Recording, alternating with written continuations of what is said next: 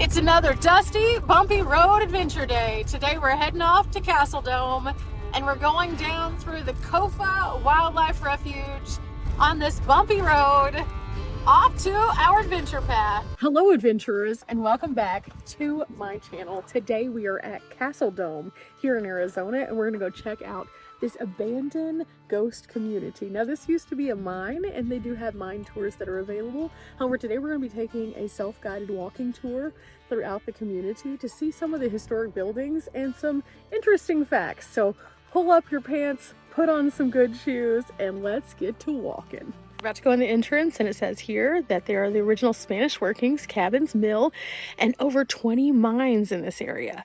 So this is going to be super interesting. They also have a graveyard and a blacksmith, and it's going to be a nice little stroll for us. They're open from 10 till 5 each day, and we're about to go right inside this door and get this started. Okay, we came in to pay for our admission. It's $20. They do have a self-guided tour that you can scan the QR code, and that way you can have a little bit better idea of what's going on around you. I am so excited about this because even just walking into this area, you can see many of the rocks and gems. I also have a list of all the different colors of things that you can look for when it comes to the rocks and minerals. And so I'm very excited about this one. It's going to be a fun tour, and today we're about to get started. They close at 5, so we have about 2 hours. We were just told this is what they found in the mine, and this is lead and silver. It sparkles. It looks super neat.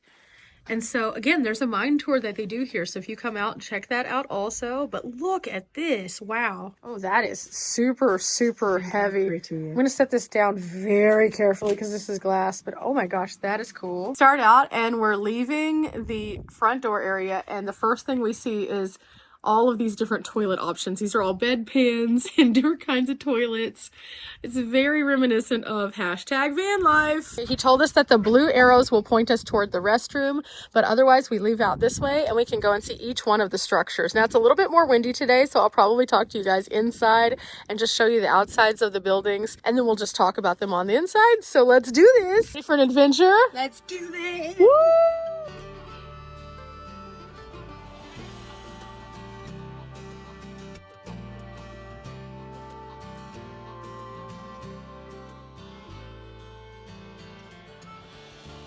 First things first, this is the Adams cabin. And in the Adams cabin, we get our first look at what life in the Wild West would have looked like. This is just a basic cabin with a stove here that would have not only supplied cooking, but also heat for the room. There's a small bedroll that's, I want to say, less than a twin size. And then here you have Mr. George Adams. Mr. George Adams was a miner and a mine owner, and he was here around the turn of the century. His name is associated with the district silver mines known as the Adams Group. Now, his cabin was used and reused and survived many, many lives, which is what brings us here today, where you can see that there is a little bit of air coming through Mr. Adams's roof, and it is a little worse for wear. He was said to be a cheerful man with bright eyes, and someone from the 50s that was recounting Mr. Adams's life said that he was a pretty good guy, but he worked hard. And because of that, that is why we are here in this particular cabin. Now, inside each one of these buildings, they have curated a few items that might have been available during different times of use of each one of the buildings. So inside you can find everything from sugar and coffee cans to bins and baskets, things that might have been used in the home to grind meats or to mix things. It's pretty fascinating to see, but this is just one of many. And so as we move around, we can listen to the audio tour, or we can just read the individual signs that are in each one of these rooms. Like this one right here says that Castle Dome silver was high-grade ore, which yielded about 45 ounces of silver per ton. And then they were very successful until about 1979, when everything plummeted in way of silver prices, and so it was no longer profitable, and then they had to close. That tells me is this mine was in business up until almost when I was born, and that is crazy.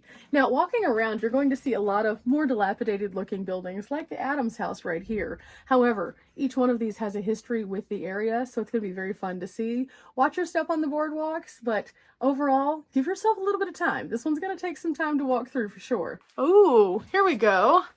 This building right here is talking about Billy Casey, and this is Billy right here. She was married to Daryl. They eventually moved to Quartzsite, it says, but she gave many of Castle Dome's artifacts to the Quartzsite Museum and then remarried in 1973 and received the Arizona State Historical Honor. I think that is absolutely epic. 2 museums came ahead of the one that we are now in as a result of her. And so as we come in here, we get to learn a little bit more about some of the contributors to this museum, but then also look at this.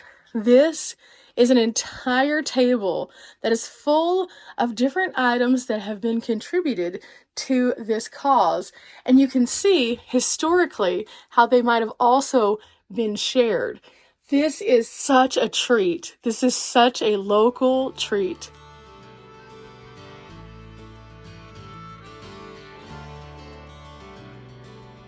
Here we move into the schoolhouse area, and they just have a very small setup with a few of the items that we might have seen in the actual schoolhouse, as well as some student drawn art over here. Around the room you can find things like this that are actually a piece of one of the school tables. Now along this wall we find not only the historic pictures but also a little story of the first Castle Dome city. It was originally a brush home, an adobe under construction, 2 tents, and 2 fenced-in lots. And throughout the years, more and more structures were placed in this region, and you can see some of those here. But then also you can find out some information about the mines of this area, including the Danny Boy mine, which was owned by the Caseys. Now we learned about the Danny Boy mine just a while ago when we were in the Adams home. The account from the Danny Boy mine was how we know a little bit more about the bright eyes of Mr. Adams. We also learn a little bit more about the North Star mine, which is on the other side of the mountain. And this is what their mercantile might have looked like. The thing is, when you come into each one of these buildings, they all have a little bit of context of history. There's a lot to learn here. And I really like to dive into these historic details because it really tells you what it was like to be here during those times. Not only within the mines, but also within the schools. But there are so many structures here. And as we're moving around, we're able to listen to the audio tour about the saloon and about the mine itself, and about some of these kinds of structures. This is a pretty lengthy endeavor, so we've only made it into a couple buildings so far. So let's get moving. Following the meandering path, and it takes us by a lot of mining equipment that is located so you can see what some of the tracks might have looked like for the carts and what they would have come down looking like. There's more buildings. This building over here is the one that I'm most interested in this section. This looks really neat. We're almost there, but we have to stop off here first. Happens to be Digger's room. In Digger's room, there is a ginormous rope here, and it is attached to a chain that goes all the way to the top. There's a lot of different tools in here, and you can see a lot of wear and tear in this one. But there's a little sink right here even. Very neat. A lot of these buildings were made out of just slatted wood, as you can see, put together. And that would keep most of the weather out. However, you can see on the backside, they started to use tin, which was very similar to the roof. And over time, tin gets really worn and achy and creaky. And so on a windy day, this wouldn't give you the most coverage right here. But in its heyday, it might have. Now, buildings marked with a number like this are on the audio tour. So we're going to building 1, and I'm going to listen to the audio tour really quickly. This is really cool because not only can we hear what's happening on the audio, but then you can also take this with you. So whenever you're recapping your experience, you can listen to it again. And it really puts things into context more. But they also have the written text on there so you can see what they're saying, which makes it very user-friendly. So if it's a little bit more of a crazy day and you can't happen to hear it, you can always just read through it. If you prefer listening to it, you can do that as well. They don't provide any kind of like resources for earphones or anything like that, so you do have to bring your own. But oh my goodness, Posse House is filled with all of these names, and most of these people, it looks like, have served in the armed forces. And as we just learned, the Posse House was a place that was supposed to be here for the veterans. The curator wanted to celebrate them, and so now there are so many names, not just in this room, but also in this room as well. All along every single wall, you find names. This is incredible. Here you can also find a little bit more about the last miner, Lyman, and it says that he began getting claims in this area and he was ready to go. He was super ready to go. He ended up working at the Linda claim, which had several of the older buildings, and he fixed one up. It had wood siding on it, and he was able to stretch some canvas over the top to make a roof, and it was like a tent house. There were a couple barrels of water on a stand that held all of his water that he had to haul there. And then additionally, he was able to go to the store to get a few things. Now, him being the last one is pretty fascinating, but you can see Lyman built the mill out of scraps from a junkyard in Yuma, and this is what it looks like now. So pretty cool. Those who were interested in making their way here, they definitely tried everything they could to do that. Many of them never may have found their true fortune. However, some of them did in different ways. I think a lot of times we think fortune has to be related to just money, but sometimes experience is a bigger deal. Finding someone that you care about and having them come with you is a huge win and a huge accomplishment, even though it might not be the biggest woohoo moment in comparison to finding that big thing that strikes it rich. A lot of these people, that's how they survived, was basically off of the care that they had at home.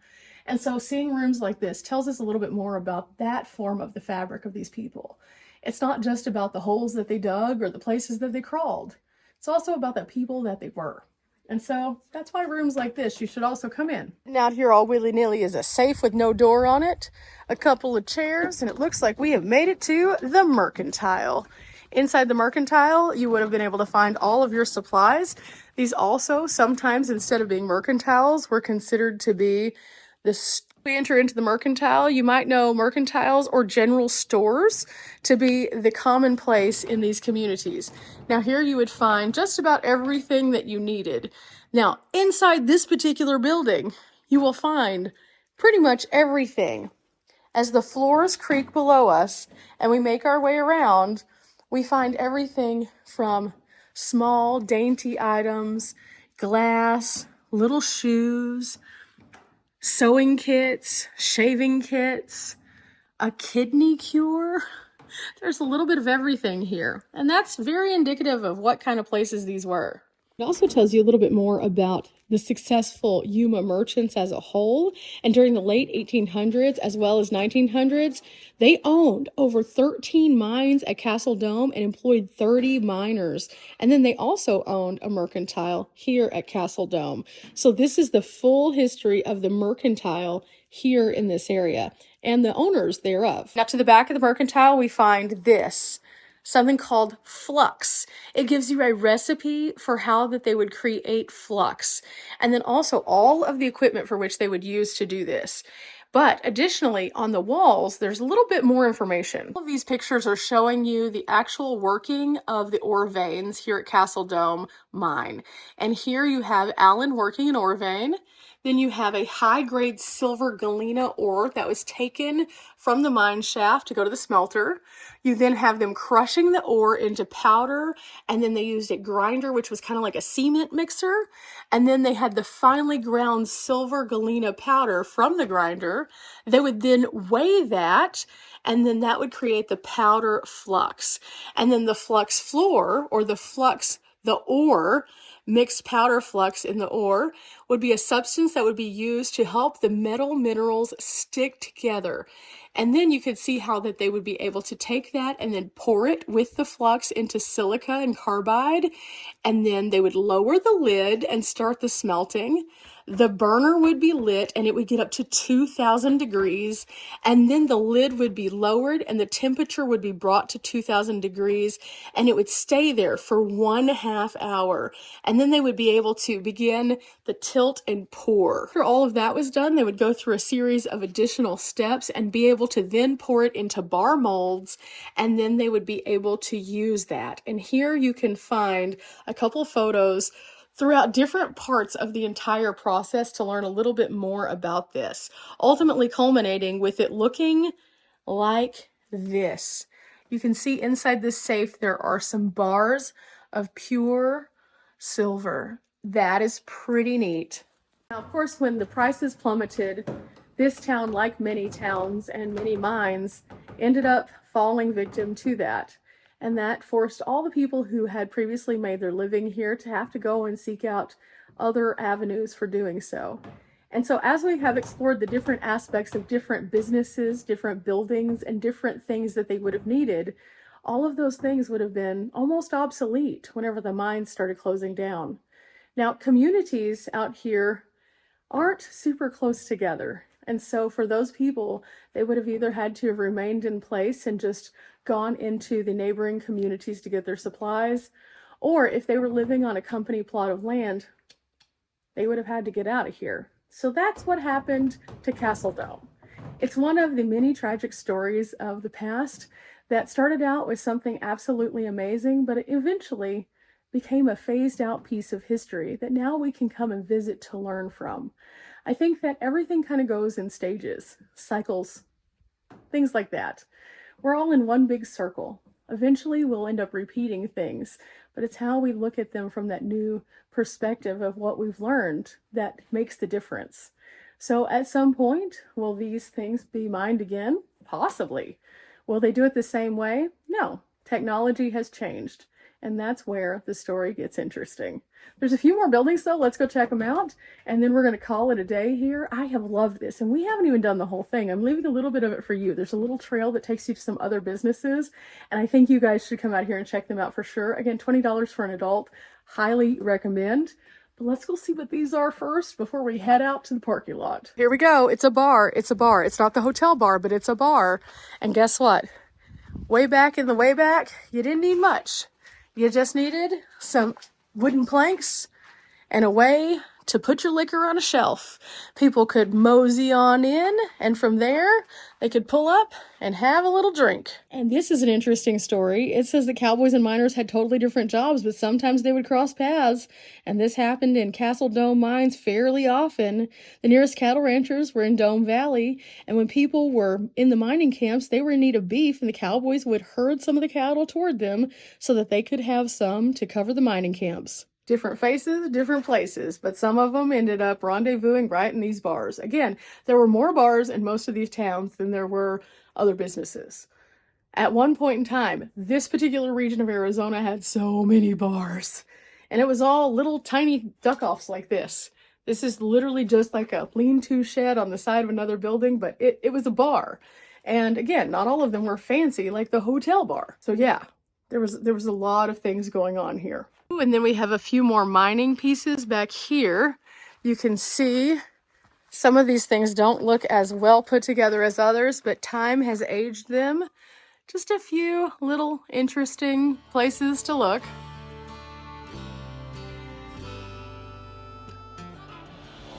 Oh my goodness, this is awesome. This building is one of the largest on property.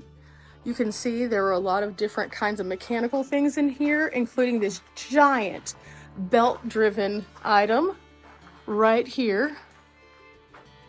This is 2.5 stories tall. We also have one of the signal bells as well as one of the elevators toward the mines here. And the signal bells were very, very important. The person who would be ringing these bells would be indicating how many people were there, if they were going up or down, if they were bringing any kind of equipment down, if there were any emergencies. And all of that was indicated as people would get into one of these and go deep into the earth. Additionally, you can find even more items. This looks like an additional blacksmith setup over here, where they could use this with the anvils and all of the different tools. And it takes us over into this area again. Now, I do believe that they have made this where it can actually go once again, because this is a modern battery and a modern equipment piece. So I think that they can get this thing up and going. I don't know exactly what it does though. Definitely looks like it either crushes or separates, or potentially both, with the different screens. And then it ends up in this, which has a pump in it that can be pumped out. There is a giant wagon here. This is number 3 on our tour. According to the tour, this was what they would actually take what was put into the ground. They would haul it to San Diego in. And so this thing had to be strong and big. And so you can see it is probably almost, if I was 5'7", I'm 5'7". If I was to stack myself on top of my own head, I still couldn't reach the top quite. Almost, but not quite. This is big. This is a big, big, big one. And this would have been pulled by horses, as you can see from the connection right here, or oxen. And this would have been how they would transport things before the modern vehicle. And so, very interesting. Again, the audio tour is so helpful. I highly recommend it. And there's enough service out here with AT&T that I've been able to listen to it no problem. Inside this room, it looks as though we have another impressive glass collection. Uh-oh, it looks like somebody has done something really bad though. And in fact, there is a body on the ground. What happened here? According to the sign, Ramon Ayala is wanted dead or alive because there was a murder at Castle Dome. There was a killing in the Flora Temple Bar, which is the building that we're at. 2 Castle Dome miners were actually leaving work, having a huge argument, and one can only speculate about what they were actually arguing about, but they both got drunk, and Ramon killed Manuel with a knife. So here's the result of that, and it mentions also that Ramon was never caught. He ran off and was never found. So like so many Wild West stories, there's a little bit of crazy kind of wrapped up into it. You're never going to find a single Wild West town that doesn't have something that has happened that has been weird. But here, they have their very own murder.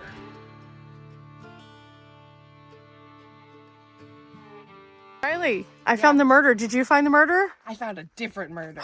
You found a different one? There's lots of murders. Lots of murders in Castle Dome? Are we allowed to say murders? I mean, it did happen way, way back in the 1800s. I was reading the sheriff's reports. A lot of them are torn up, but like I was able to read part of some of them.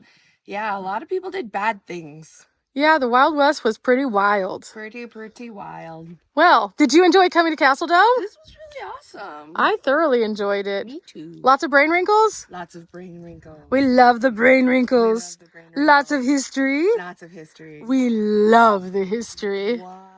Well, guys, now that we've talked about the history and all the craziness and all of the interesting facts and all of the fun that was here at Castle Dome, I would like to encourage you guys to definitely come out. Again, $20, pet friendly, absolutely awesome. Audio tour, makes it super fun, makes it super easy for you to just like enjoy the day.